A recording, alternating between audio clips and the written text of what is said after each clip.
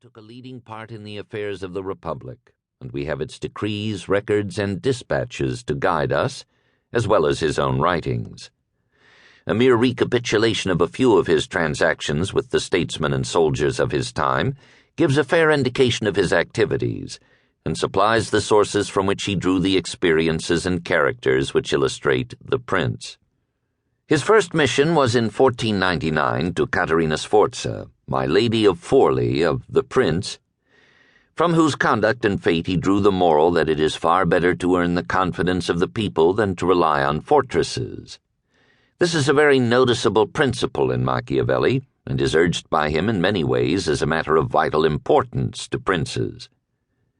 In 1500 he was sent to France to obtain terms from Louis XII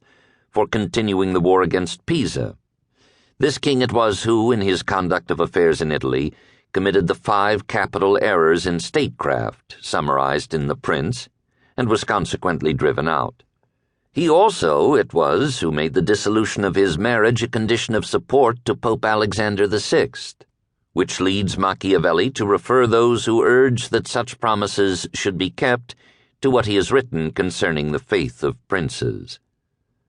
Machiavelli's public life was largely occupied with events arising out of the ambitions of Pope Alexander VI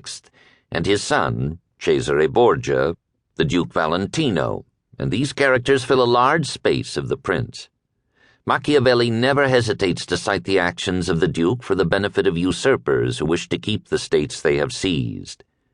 He can indeed find no precepts to offer so good as the pattern of Cesare Borgia's conduct,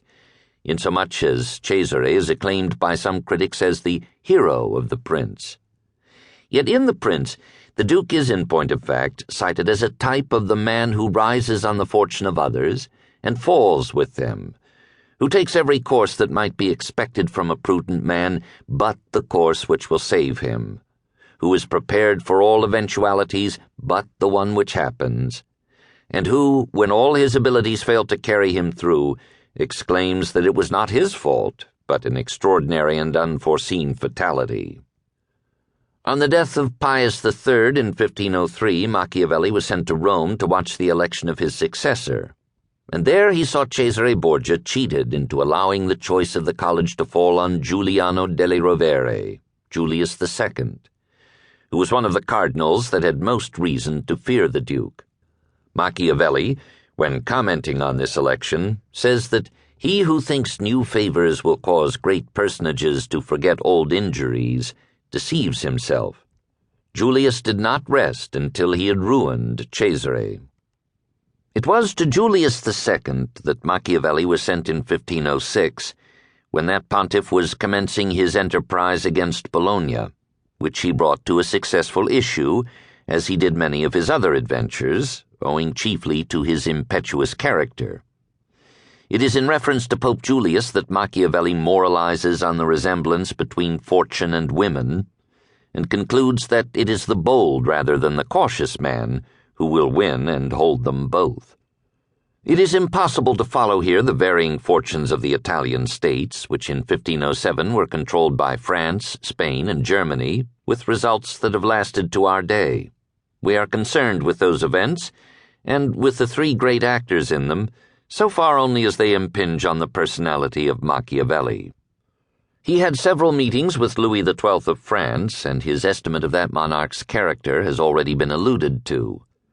Machiavelli has painted Ferdinand of Aragon as the man who accomplished great things under the cloak of religion, but who in reality had no mercy, faith, humanity, or integrity, and who, had he allowed himself to be influenced by such motives, would have been ruined.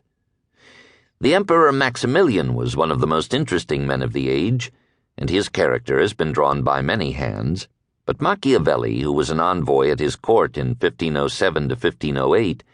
reveals the secret of his many failures when he describes him as a secretive man, without force of character, ignoring the human agencies necessary to carry his schemes into effect, and never insisting on the fulfillment of his wishes. The remaining years of Machiavelli's official career were filled with events arising out of the League of Cambrai, made in 1508 between the 3 great European powers already mentioned and the Pope, with the object of